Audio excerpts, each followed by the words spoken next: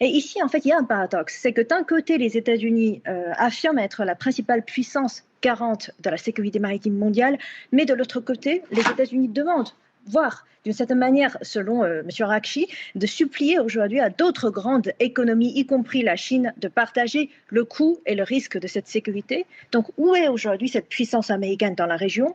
Et puis, cela montre en réalité deux choses. C'est que la première, la sécurité du détroit d'Ormuz, ce n'est pas seulement une question régionale, ce n'est pas seulement une question entre un ou deux pays, mais un enjeu global, un enjeu mondial. Et d'ailleurs, une grande partie de l'énergie mondiale y dépend et y transite. Et la deuxième chose, c'est que cela traduit également les limites d'une architecture de sécurité dominée par un seul acteur, qui sont les États-Unis. Lorsque les tensions montent, même aujourd'hui, on voit que la première puissance mondiale ne peut plus agir seule. Donc, dans ce contexte, la position de la Chine, à la fois calme et aussi qui cherche à plus de médiation dans le pays, reste relativement constante. Donc, à la fois favoriser la désescalade, privilégier la diplomatie et éviter d'être traîné dans une coalition militaire